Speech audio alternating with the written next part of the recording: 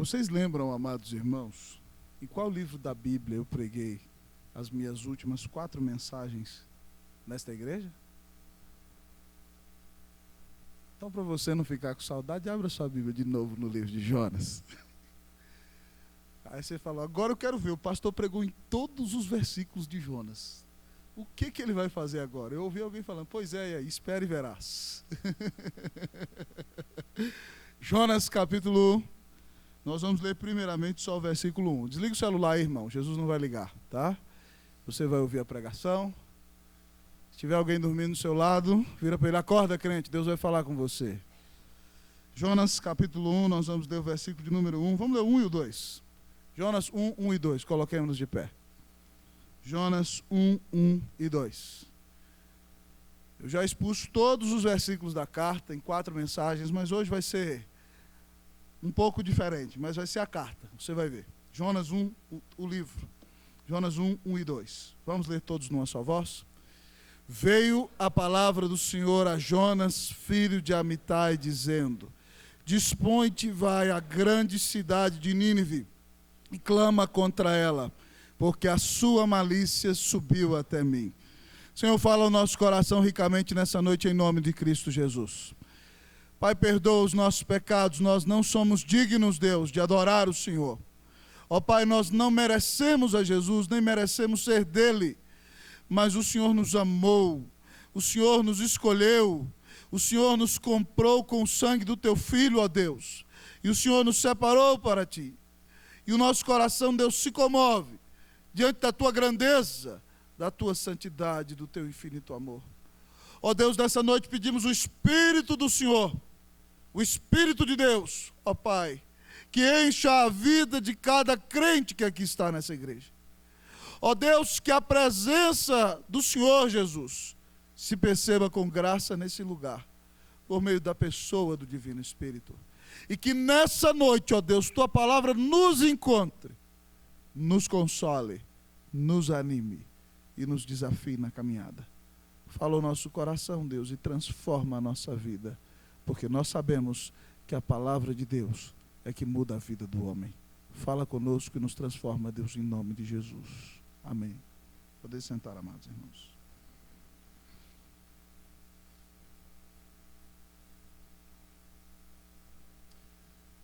Queridos irmãos e irmãs, há 2 semanas atrás, quando eu terminei aqui a exposição da série Uma Igreja que se Apaixona por Missões, pregando em todos os versículos do livro de Jonas em 4 domingos, eu voltei para casa conversando com a minha querida Cleusa no carro, sobre as belezas e as preciosidades deste livro. E compartilhava com ela como havia sido abençoador para a minha vida poder pregar do primeiro ao último versículo deste precioso livro da Palavra de Deus. E aí, ao conversarmos em casa à noite, depois do culto, falávamos sobre a teologia de Jonas. Quais são os grandes ensinamentos teológicos desse precioso livro? E eu conversava com ela e fui dormir.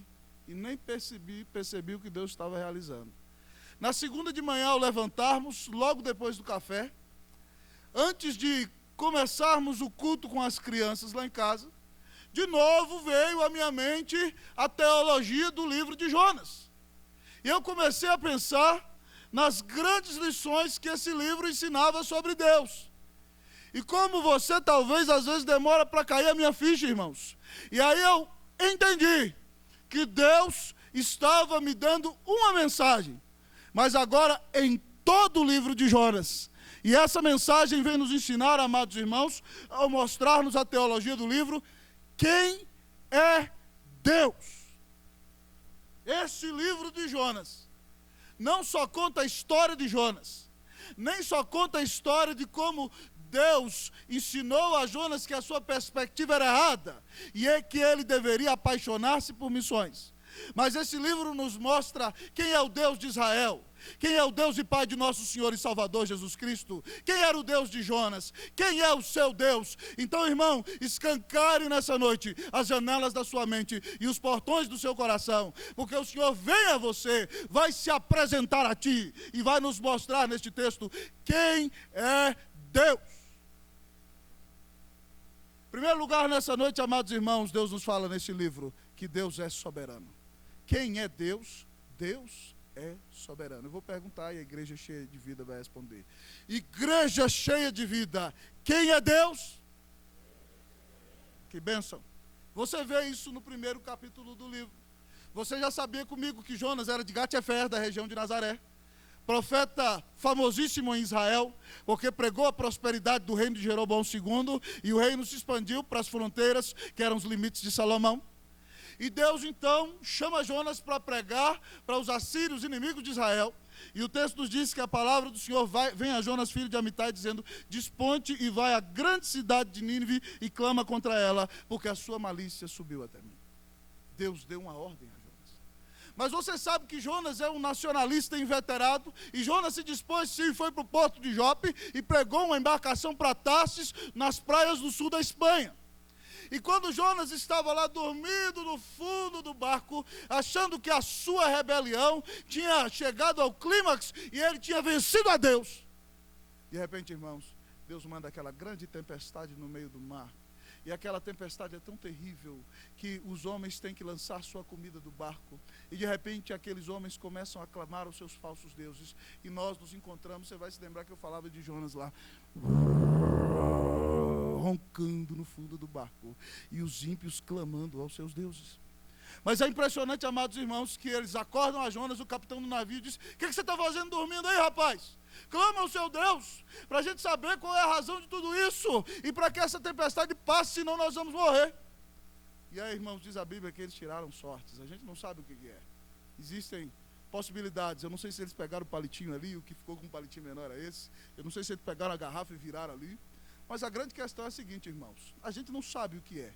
A gente tem uma intuição, existe talvez uma ideia de que eles lançaram algumas pedras e a sorte caiu em Jonas. Veja bem, já falei para você que na igreja presbiteriana do Guará 2 ninguém ensina a virar a garrafinha e ela cair para o seu lado não, viu? Não tem nada disso aqui não. Mas aqui nesse texto, até nisso Deus usa. Deus faz com que eles percebam que o culpado é Jonas. Deus é soberano ao mandar, Deus é soberano ao identificar, e Deus é soberano sobre a natureza quando manda a tempestade, amados irmãos. E eles então perguntam para Jonas quem é Jonas. Jonas diz que é profeta de Deus, que está em pecado, amados amigos e irmãos. E eles falam: o que é que nós temos que fazer? Eles me jogam no mar. E eles: não vamos jogar de jeito nenhum. Mas a tempestade continua. E eles oram a Deus. Olha para você ver a soberania de Deus na conversão daqueles homens. Eles oram a Deus dizendo: Deus, nós não queríamos jogar esse homem no mar, mas nós não temos nada a ver com ele, o Senhor sabe disso, isso é coisa do Senhor com ele, nós vamos ser obrigados a jogá-lo no mar. E quando eles jogam no mar, a tempestade se acalma. Olhando para todo esse capítulo, amados irmãos, nós vemos que Deus é soberano na ordem que dá a Jonas. Nós vemos que Deus é soberano sobre a natureza. Nós vemos que Deus é soberano sobre o coração dos homens e Ele os converte a si, ainda quando Jonas está pecando, amados irmãos. Deus usa a vida de Jonas para converter aqueles homens a si. E Deus, amados irmãos, acalma a tempestade quando eles disciplinam a Jonas e o lançam no mar. Olhando para esse capítulo da palavra de Deus, eu aprendo que Deus é soberano. Nada foge ao seu controle. O projeto de Deus, amados irmãos, é que Jonas vá a Nínive. E quando Deus tem um plano de que Jonas vá a Nínive, Jonas vai. Pode espernear, pode fugir, pode correr. Meu irmão, se Deus tem um projeto para a sua vida, esse projeto será realizado, ainda que você não queira. O plano de Deus vai acontecer. A gente aprende nesse capítulo que Deus é soberano. Que bênção maravilhosa, amados irmãos. É por isso que eu amo o Salmo 115:3, que diz: no céu está o nosso Deus, e tudo faz como lhe agrada. Lembram-se comigo de nosso irmão Jó? Aquele que Deus disse, o próprio Deus disse que ele é homem íntegro e reto, temente a Deus e que se desvia do mal. Ele perde seus 10 filhos e toda a sua riqueza, mesmo sendo o homem mais rico do Oriente, e não blasfema. Ele perde a saúde, no começo ainda não blasfema, não reclama. A mulher diga que amaldiçoe a Deus, ele não reclama. Ele passa anos com seus amigos, o acusando. E aí ele geme, chora e luta diante de Deus. Mas depois de tudo, amados irmãos, Deus aparece a ele no redemoinho. E ele confronta-se com a grandeza de Deus e se arrepende, se humilha. E depois que Deus aparece a ele, ele diz a Deus: antes eu te conhecia só de ouvir falar, mas agora os meus olhos te veem. E ele diz a Deus assim: bem sei que tudo podes, e nenhum dos teus planos pode ser frustrado. Deus é soberano, e Ele pode realizar, e vai realizar, tudo aquilo que Ele quer, do jeito que Ele decretou, quer você queira, quer não. Deus é soberano, e as coisas acontecem do jeito que Ele quer. Hoje de manhã eu expus um texto bíblico aqui, amados irmãos, que fala da perseguição do Sinédrio à igreja de Jerusalém. E quando perseguidos, eles oram assim: tu, soberano Senhor, que fizeste o céu, a terra e o mar e tudo que neles há, que disseste por intermédio da boca de Davi, nosso pai, teu servo, porque se enfureceram os gentios e os povos imaginaram coisas vãs, porque se levantaram a uma contra o Senhor e o seu ungido. E essa é a verdade, porque se levantaram contra o teu servo Jesus nessa cidade, Herodes, Pôncio Pilatos, gentios e gente de Israel, para fazer tudo o que a tua mão e o teu propósito predeterminaram. Na perseguição, eles reconhecem que Deus é o soberano Criador, que Deus é soberano e cumpre a sua palavra, e que até o próprio sofrimento deles estava no controle de Deus e dentro da soberania de Deus. Irmãos, o nosso Deus é soberano, e isso é consolo para o nosso coração. Se você está aqui nessa noite, querido, está enfrentando alguma grande crise, se você está aqui nessa noite e tem enfrentado uma dificuldade, talvez você tenha escassez de recursos financeiros, talvez uma triste enfermidade anda assolando a sua família, talvez Deus levou algum dos seus familiares. Querido, eu quero dizer para você o seguinte: que o soberano do universo, que o bondoso Deus, que deu seu filho para morrer na cruz por você, está no trono, e Ele cuida da sua vida, e Ele é bom. A sua palavra diz que todas as coisas cooperam para o bem daqueles que amam a Deus. Todas as coisas cooperam para o bem da tua salvação. Jesus disse que estaria com você todos os dias, até a consumação dos séculos. O Senhor, amados irmãos, é o Deus que te carrega no colo. Ele está no trono. Talvez você ainda não viu o final da história e está gemendo, mas tudo que Deus faz é o melhor. Então creia na bondade do seu Deus. Confie no amor do seu Deus, e saiba que ninguém é maior do que o teu Deus. Oh, quão grande é o teu Deus! Deus é soberano, amados irmãos. Isso deveria ser segurança para a nossa alma, paz para o nosso ser e alegria para o nosso coração. O meu Deus é dono de tudo, Ele está no trono, e nada acontece nesse mundo fora da sua vontade. Louvado seja o Senhor. Quem é Deus? Deus é soberano. Quem é Deus? Deus é compassivo. Quem é Deus? Deus é compassivo. Vou perguntar: igreja cheia de vida, quem é Deus? Versículo 17 do capítulo 1 e versículos 1 e 2 do capítulo 2. Nós vamos começar lendo 17 e vamos ler até o versículo 2 do capítulo 2. Diz assim, leiamos todos. Deparou o Senhor um grande peixe para que tragasse a Jonas. E esteve Jonas 3 dias e 3 noites no ventre do peixe. Então Jonas, do ventre do peixe, orou ao Senhor seu Deus e disse: na minha angústia clamei ao Senhor, e Ele me respondeu. Do ventre do abismo gritei, e tu me ouviste a voz. Vamos ler o 10 também? Falou, pois, o Senhor ao peixe, e este vomitou a Jonas na terra. Deus é, amados irmãos, compassivo. Jonas é um rebelde inveterado. Jonas se acha mais inteligente do que Deus. Pasme! E quando os homens o lançam no mar, se Deus o mata, Deus teria toda a razão. Mas Deus é compassivo, amados irmãos. E diz o texto que Deus providencia um grande peixe para que tragasse a Jonas. E Jonas está 3 dias e 3 noites no ventre do peixe. E ele nos conta, amados irmãos, que lá no ventre daquele peixe, na sua angústia, ele clama ao Senhor. E Deus o responde. E do ventre do abismo, ele diz, na mais profunda cova, ele se sente na sepultura, amados irmãos, me lembrei do meu Senhor. Ele diz no capítulo 2, todas as tuas ondas e as tuas vagas passaram por cima de mim. Imagine Jonas no meio do mar e a tempestade jogando ele de um lado para o outro. Ele disse, as algas se enrolaram na minha cabeça. E ele se humilhou e clamou o perdão de Deus. Jonas, quando está 3 dias e 3 noites, como diz o versículo 17 do capítulo 1, no ventre do grande peixe, simboliza, amados irmãos, o grande rei Jesus. Jonas é tipo de Cristo aqui. E Jesus usa para os fariseus nos seus dias, dizendo, vou dar para vocês o sinal de Jonas. Qual é o sinal de Jonas? Jesus, quando morto, fica 3 dias no ventre da terra. Então, como Deus lança Jonas em terra, Deus ressuscita a seu Filho amado, o nosso Salvador, revelando a sua grande compaixão. Jonas, irmãos, recebe a compaixão de Deus. E Jonas nos simboliza que a maior expressão da compaixão de Deus se chama Jesus. O Filho de Deus que deixou a glória e veio a este mundo por amor de você, por amor da sua vida, para pagar os teus pecados, para te livrar dos teus erros, para te limpar da tua sujeira, para te levar cada dia mais e mais à presença do Senhor Jesus. Quem é Deus? Deus é compassivo. Imagine comigo, amado irmão, se você tivesse um pastor, que ele assumisse a liderança do rebanho, e de repente ele chamasse e influenciasse a igreja e começasse a colocar na porta da igreja vários altares para vários deuses. E de repente aquele pastor convida o povo agora a sacrificar a vários deuses.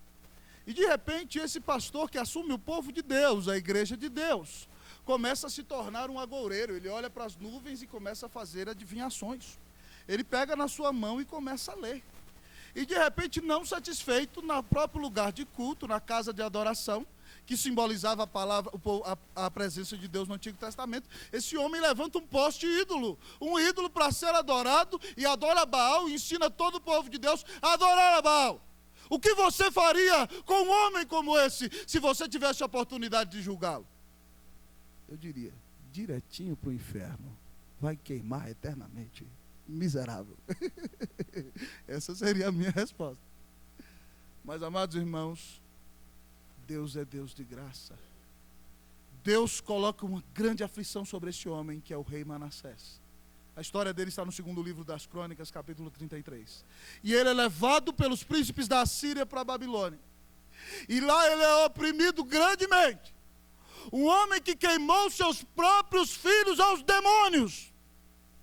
É oprimido e humilhado porque não ouviu os profetas de Deus. E a Bíblia nos diz que lá ele se arrependeu, deveras angustiado, orou ao Senhor seu Deus, clamando o seu perdão. E a Bíblia diz que Deus foi favorável para com ele. E ele foi liberto e voltou a Judá e reconheceu que o Senhor era Deus e tirou os falsos ídolos da casa do Senhor e restaurou a adoração ao único e verdadeiro Deus em Jerusalém. Irmãos, isso é graça. Isso só é possível porque Deus é um Deus compassivo. Jonas só pode ser protegido do ventre do peixe porque Deus mandou Jesus morrer na cruz para pagar os meus pecados, para pagar os teus pecados. Irmãos, não existe amor tão grande como o amor do Senhor. E nessa noite, querido, eu quero então desafiá-lo a se arrepender dos seus pecados, a se arrepender da sua vida de soberba, a se arrepender dessa frieza espiritual, a se arrepender de pensar que é o dono do mundo e que as coisas têm que ser realizadas do teu jeito. Se arrepender da indiferença com a qual você está aqui, porque só vem nessa noite para agradar alguém. Querido, se arrependa dos seus pecados e creia em Jesus como seu único Senhor e Salvador. Porque a Bíblia diz que Deus amou ao mundo de tal maneira que deu o seu Filho unigênito para que todo aquele que nele crê não pereça, mas tenha vida eterna. Deus é compassivo, irmão. Ele quer perdoar os teus pecados nesta noite. Ele quer mudar a tua vida. Ele quer limpar você. Ele quer separar você na pessoa de Cristo Jesus. A única coisa que ele requer de você é arrependimento e fé. Jonas se arrependeu. Arrependa-se hoje, em nome de Jesus. Qual é a pergunta da noite? Quem é? Quem é Deus? Deus é soberano. Deus é compassivo. Mas Deus é missionário. Quem é Deus? Deus é missionário. Diga para o seu irmão: irmão, você sabia que Deus é missionário? Deus é missionário. Capítulo 3, nós vamos ler, amados irmãos, do versículo 1 até o versículo 4. Versículos de 1 a 4. Eu vou ler o 1, vocês o 2, eu o 3 e vocês o 4. Diz assim a palavra de Deus. Veio a palavra do Senhor segunda vez a Jonas, dizendo: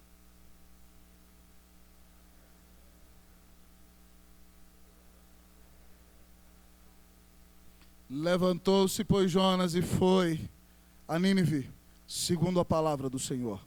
Ora, Nínive era a cidade muito importante diante de Deus, de 3 dias para percorrê-la. Leiam 4.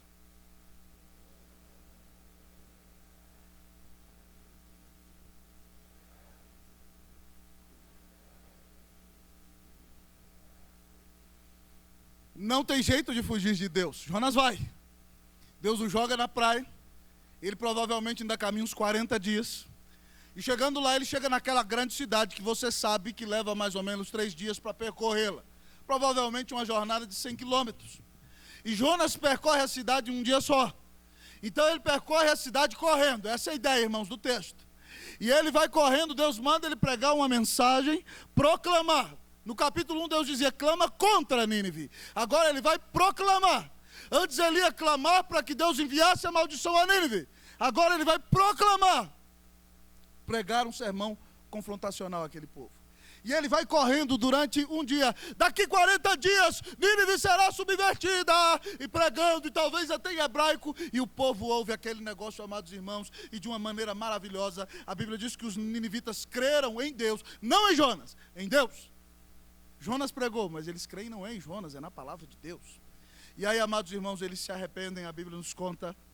E eles fazem jejum, vestem pano de saco. E a notícia chega para o rei. E o rei fica sabendo da pregação. Então o rei e os seus grandes decretam que todo mundo tem que vestir pano de saco e jejuar. Desde o mais velho até o menor, inclusive os animais. E naquele dia, amados irmãos, se convertem 120 mil pessoas. O versículo 10 diz assim: viu Deus o que fizeram, como se converteram do seu mau caminho. E Deus se arrependeu do mal que lhes tinha dito que lhe faria e não fez. Já expliquei qual é o arrependimento de Deus, não vou falar de novo. Vou falar, talvez você não venha no dia, né? Tá bom, eu falo de novo. Aqui, Deus se arrependeu, irmão. Não é que Deus se arrependeu como eu e você, porque Deus não peca. Isso aqui é um antropopatismo. O que é isso? Latim, antropos, homem. Pathos, sentimento. É atribuir a Deus um sentimento de homem. Nós não conseguimos entender o sentimento de Deus, porque Deus é totalmente diferente de nós. Mas a grande questão aqui é a seguinte: é que Deus decidiu perdoá-los. Deus continua imutável, sabe por quê? Porque Deus já tinha decretado, amados irmãos, que eles iam se arrepender e que ia ser desse jeito. Então, amados irmãos, isso aqui é um antropopatismo, assim que a gente explica. A gente diz que usa uma palavra de um sentimento humano com relação a Deus, mas aqui não significa que Deus pecou e se arrependeu como eu e você. Aqui é o seguinte: Deus resolveu ter misericórdia daquele povo, porque Ele mesmo operou a conversão no coração daquele povo. Deus é, irmãos, um Deus missionário. Já parou para pensar? Jonas não quer ser missionário, mas Deus não abre mão de que a sua palavra seja pregada às nações. Você já parou para pensar que Deus teve um único filho e fez dele um missionário? Deus teve um único filho e fez dele um missionário. Se você tivesse a opção de escolher uma profissão para o seu filho, qual a profissão que você escolheria? Você diria: eu quero que meu filho seja um juiz da Suprema Corte.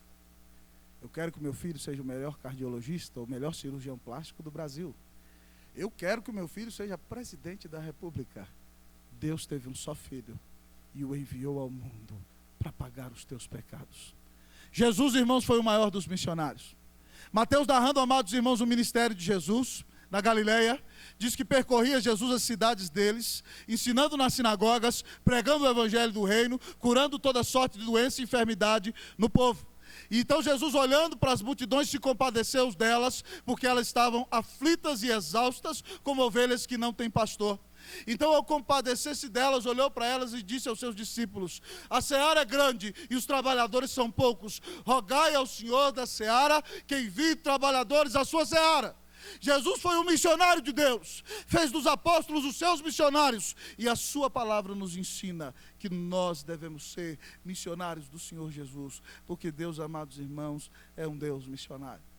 Irmãos, eu gosto muito da história de Alexander Duff. Alexander Duff foi um escocês, homem cultíssimo, com mestrado nos seus dias, professor missionário, foi enviado à Índia, amados irmãos, e viveu toda a sua vida dedicando um ministério na Índia, plantando igrejas, mas onde ele plantava uma igreja, ele organizava uma escola.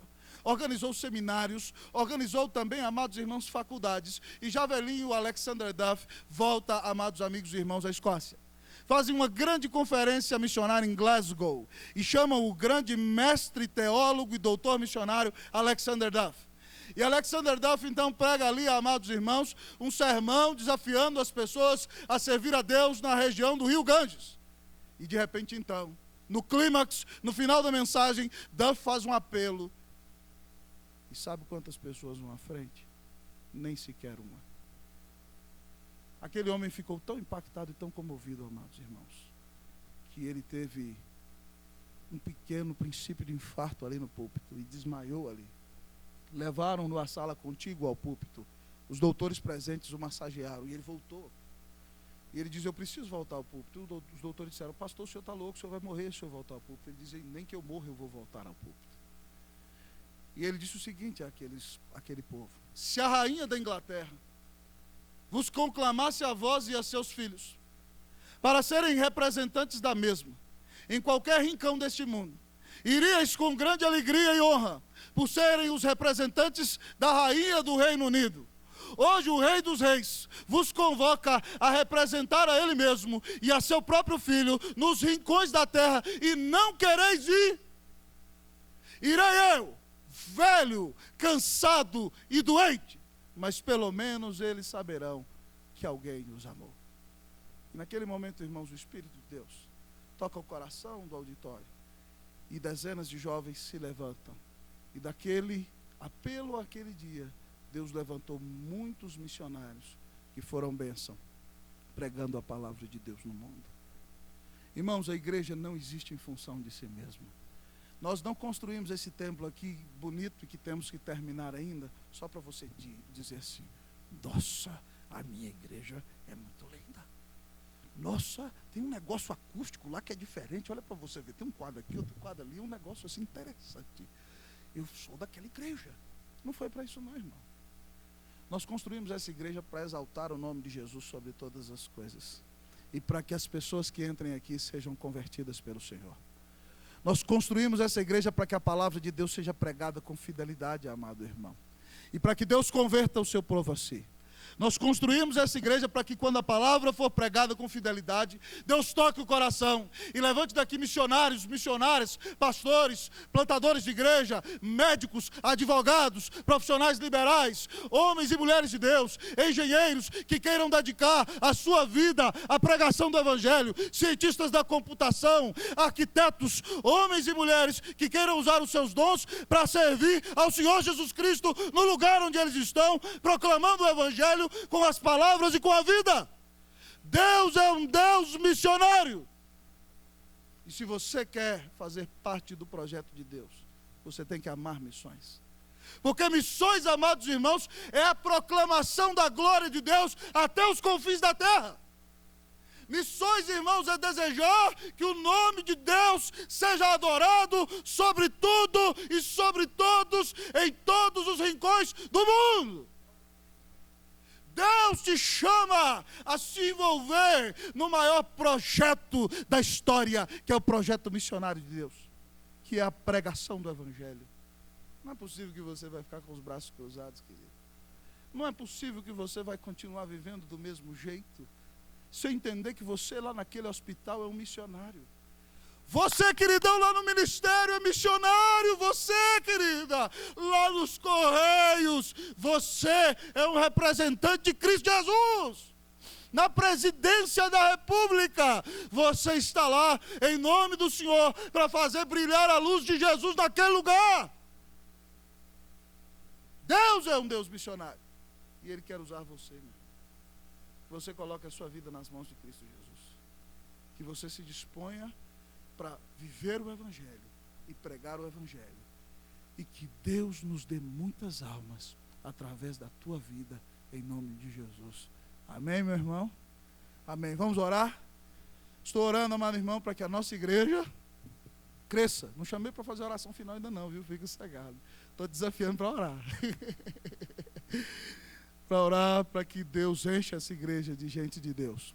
Para que Deus mande um reavivamento à nossa igreja, à nossa cidade, às igrejas evangélicas. Para que o Evangelho cresça nesse país. Para que o Brasil seja mudado pela pregação do Evangelho de Jesus. Deus é um Deus missionário. Dá até vontade de cantar, né? Quão grande é o meu Deus, esse é o seu Deus. O Deus soberano. O Deus compassivo. O Deus missionário. Mas qual característica, irmãos, mais haverá de ter o Senhor? Quem é Deus? Você já sabe que Ele é soberano, compassivo e missionário. Mas sabe quem Deus é? Deus é pastor, amados irmãos. Deus é pastor. Quando Deus converte, amados irmãos, os ninivitas, Jonas fica irado. E ele diz a Deus: eu sabia que isso ia acontecer. Quase que ele falou assim: isso é típico do Senhor. Isso é típico do Senhor. Por isso eu me revoltei. E eu não quis ir quando o Senhor falou para eu sair da minha terra e ir para Nínive. Porque eu sabia, Deus, que esse negócio ia acontecer. Que o Senhor ia converter esse bando de gente ruim. Esse povo cara de pau. Então, sabe o que o Senhor faz, Senhor? Tira a minha vida, me mata, Deus. Acaba comigo, porque eu não aguento ver um negócio desse não. Para mim é melhor morrer do que viver. Me mata logo. Vamos ler comigo, versículo 3? Vamos ler o 3 e o 4, vamos lá? Peço-te, capítulo 4, versículo 3 e 4.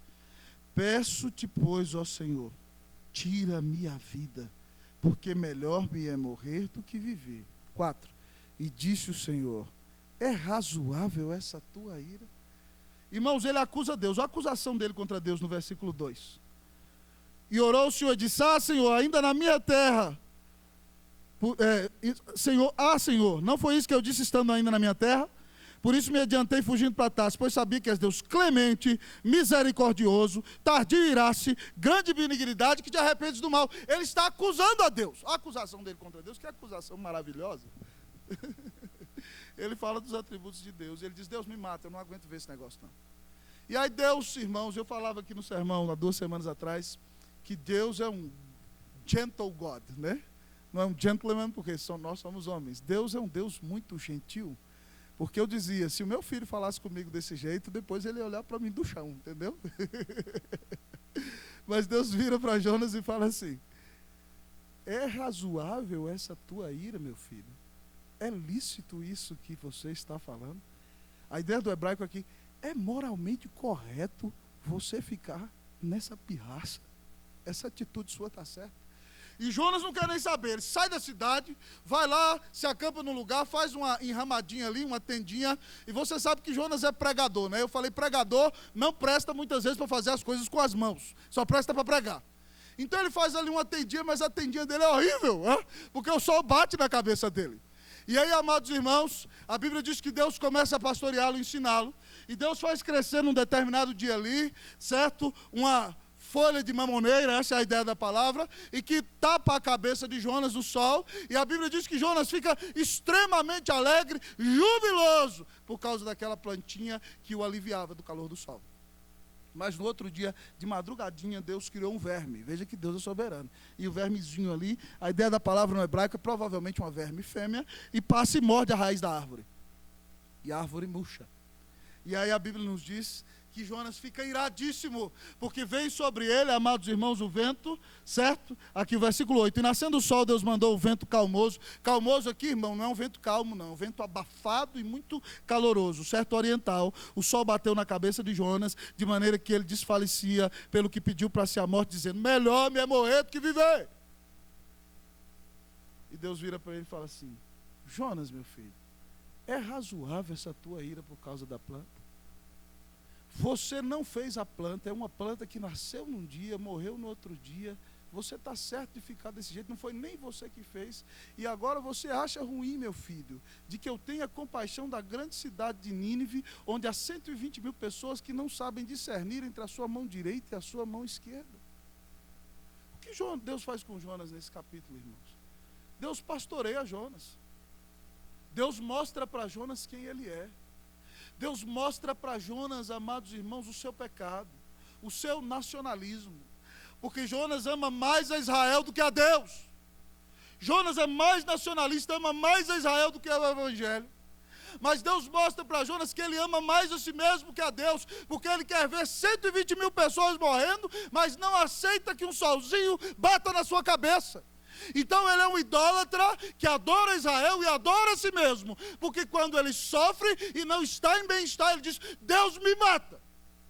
Ele procurou o bem-estar no capítulo 1 e procura seu próprio bem-estar como primeira prioridade na sua vida. Jonas é um adorador de si mesmo, amados irmãos. E Deus mostra a Jonas quem ele é. E diz a Jonas, eu não sou como você, eu sou um Deus compassivo. E a grande evidência, amados irmãos, que nós cremos do arrependimento de Jonas, esse próprio livro terminar desse jeito. Porque ali só estava o Senhor e Jonas. E nós acreditamos que Jonas, ao escrever o livro, mandado por Deus, além de entregar-nos a revelação do Senhor, assina para nós o seu próprio atestado de culpa e nos mostra como Deus o pastoreou, como mudou a sua vida, como mudou a sua perspectiva e como lhe ensinou acerca da sua compaixão. Eu quero dizer para você, irmão, que Deus pode estar te pastoreando nesta noite. Talvez você esteja enfrentando uma grande crise na sua vida. Deus pode estar pastoreando você, meu amado irmão, e mostrando o que está errado na sua vida. Talvez você recebeu um não, e não está satisfeito com esse não. Talvez esse é o pastoreio de Deus para você, para mostrar que você precisa se humilhar e buscar a vontade do Senhor para o seu coração. Deus é um Deus pastor, amados irmãos. Isso é maravilhoso. Quem não ama o Salmo 23? Quantos aqui sabem o Salmo 23 de cor? Vamos falar até o versículo 4? Vamos lá, quem sabe de cor comigo? O Senhor é o meu pastor e nada me faltará. Ele me faz repousar em pastos verdejantes, leva-me para junto das águas de descanso, refrigera minha alma, guia-me pelas veredas da justiça, por amor do seu nome. Ainda que eu ande pelo vale da sombra da morte, não temerei mal nenhum, porque tu estás comigo, a tua vara e o teu cajado me consolam. Nós amamos este salmo, amados irmãos. E Deus disse que anda conosco como pastor ainda no vale da sombra da morte. Até no dia da rebelião de Jonas, Deus está com ele. Mas uma das coisas que eu acho maravilhosas no versículo 4 é que ele diz assim, que a tua vara e o teu cajado me consolam. A vara era um pequeno pedaço de madeira, usado pelo pastor para defender a ovelha. Então quando vinha o urso e tomava a ovelha, o pastor vinha correndo com a vara e saltava sobre o urso e o feria. Deus é o Deus que nos protege. Mas a Bíblia diz que existe um cajado, amado irmão. E o cajado é um instrumento com o qual o pastor bate no chão para que o ovelha ouça e o siga. Mas o cajado também, amado irmão, é um instrumento com o qual o pastor fere a ovelha e desloca a perna da ovelha quando ela está rebelde. O pastor quebra a perna da ovelha com o cajado, para que a ovelha saiba que não é nada e precisa de pastor, e venha para o colo e sinta o cheiro do pastor e se arrependa dos seus erros. Você quer que Deus te defenda com a vara, mas não aceita o cajado. Preste atenção, Deus às vezes vai usar o cajado dele para quebrar a sua perna. Deus às vezes vai usar o cajado dele para quebrar a sua rebeldia, para quebrar o seu espírito de orgulho. E quando ele fizer isso, ele não é um Deus mau. Ele está fazendo isso porque te ama, porque não quer que você esteja entregue à sua própria sorte, e ele está pastoreando você até quando te corrige. Deus é pastor. Ao pensar, amados irmãos, neste texto precioso da palavra de Deus, nós vemos hoje quem é o nosso Deus? É esse o seu Deus? Esse o quadro que você tem pintado na sua mente acerca de Deus? Uma das coisas que me deixa mais perplexo, amados irmãos, é pensar que pessoas que vêm à igreja durante anos criam em suas mentes quadros mentais nos quais elas dizem: Deus para mim só é desse jeito. Alguns pensam: eu creio que Deus é um bom velhinho, dos cabelos brancos, com uma grande barba, bonachão, sentado no trono, e quando eu chego na casa dele, ele faz assim para mim: ho, ho, ho, seja bem-vindo, meu filho, ho, ho, ho. Esse é um falso Deus. Este não é o Deus das Escrituras. O Deus da Bíblia está no trono e governa sobre tudo e vai realizar sempre a sua vontade. O Deus da Bíblia é o Deus que mandou o seu Filho morrer na cruz para pagar os nossos pecados. Deus compassivo. O Deus da Bíblia é um Deus missionário que quer salvar pecadores e quer usar você que não merece ser usado. O Deus da Bíblia é o Deus que vai te pastorear, vai cuidar de você no dia bom e no dia mau e vai moldar a sua vida para que você seja cada dia mais parecido a nosso Senhor e Salvador, Jesus Cristo. Esse é o nosso Deus. Que você o ame, que você creia nele, que você o adore, que você consagre a sua vida ao Senhor, que você, tal como Isaías, diante da grandeza desse Deus, diga: eis-me aqui, Senhor, envia-me a mim. Que o Senhor te abençoe, em nome de Jesus. Nós vamos ouvir os irmãos do conjunto Shalom. Louvar ao Senhor com mais um.